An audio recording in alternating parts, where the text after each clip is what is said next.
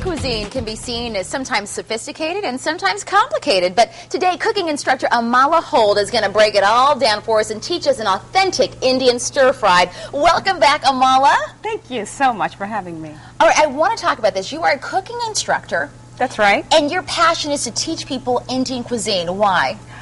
I grew up in India, my young adulthood, and I learned it right from the source, working with my mom, feeling and tasting and experimenting all the spices, and I really wanted to pass on that knowledge to so many people that have asked me.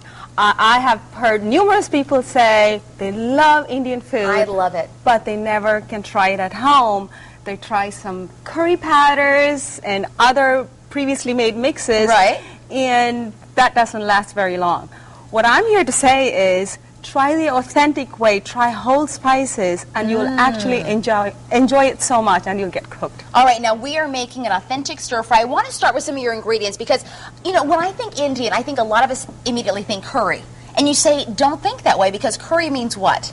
Curry means a sauce. Perfect. That's all it is. All right. And the spices that make up a curry is different for every curry. Ah. So my fish curry, for instance, is completely different from chicken curry.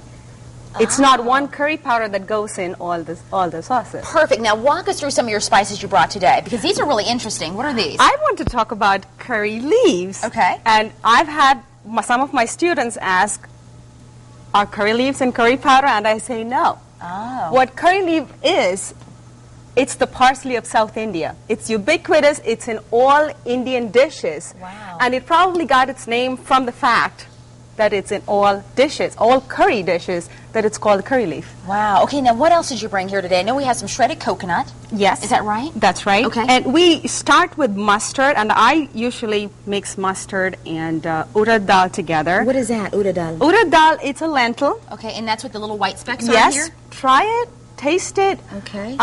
What it does is it gives a little flavor to the dish, but it gives a good crunch to the dish, which I absolutely love. Okay. My recipe calls for half a teaspoon mustard and half a teaspoon urad. Okay. But you can mix it and use it. Okay. Now I have the heating agents. Yes. If you have green chilies on hand, you use that. If not, you go with a dry red Let's chili. get the party started. Now, what should we do first to begin your recipe? We are going to learn a very commonly used technique called tadka, where you infuse the oil with flavors. Okay. So I'm going to start with oil. Today I'm using sesame oil. Okay.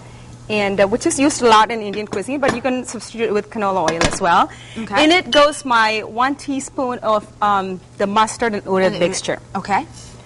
And I need my heat high enough. A little bit higher. Yes. And where do you teach at, Amala, again? What school do you teach? Right now I'm teaching at the Fairfield Continuing Education. Okay. And I've got such a great response. My students go home so happy, and it's really made my day, my life, really. We're also going to add curry leaves at this point. Okay. The reason I like to add it in the beginning is so it doesn't splatter too much. Okay, perfect. So. And we're getting that heat going, and that's what we want, right? And you smell it. I can smell it the now. Flavor. So that's Perfect. what you're doing. You're infusing the oil with flavors. Okay. So I'm going to crank Now it up what do just we a little jump in more. there? Once the oil gets ready, you want to hear the mustards starting to pop. Okay. When it starts to pop, it tells you the oil is perfect temperature for the next ingredients to go in. Perfect. So here we have about 1/3 of a teaspoon of turmeric. Do I want to dump it all in there? Sure. Okay. And I would like you to dump half of that cumin powder, which is half a teaspoon, because we're going to use the second half towards the end. That's good. Okay. And we give it a nice good stir and right. kind of quickly cook the spices. Now this is your spice base, and can you smell it? I can smell that. I love curry. I'm a vegetarian, so this is, I mean, I'm in heaven over here. Make your own spice mixes. You'll be happy. And I promise you, you try this at home, you will love it. Now, and the best part is you can use so many other different vegetables because Right. this is a basic Indian dish. Because you have green beans here and carrots, right? You can use cabbage instead. Okay. You can cut up eggplants to do the same thing. If you're used to green plantain, green bananas, you could use that, anything. So When do now we we're dump ready this in? right now. Dump it in right now, That's okay. right.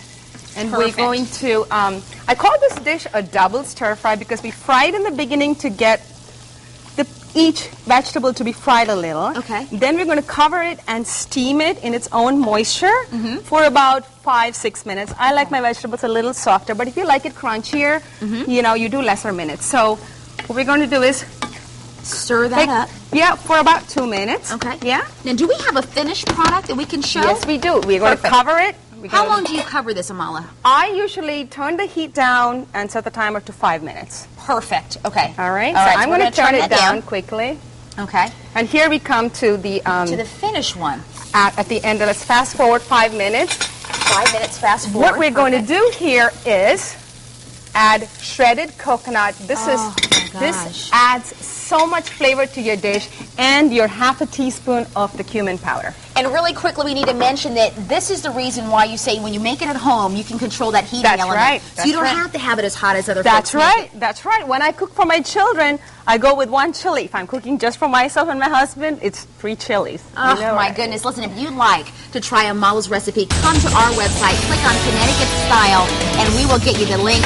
Amala, I'm going to let you plate that up because I am hungry. I had brought my appetite today. Thank you so much for being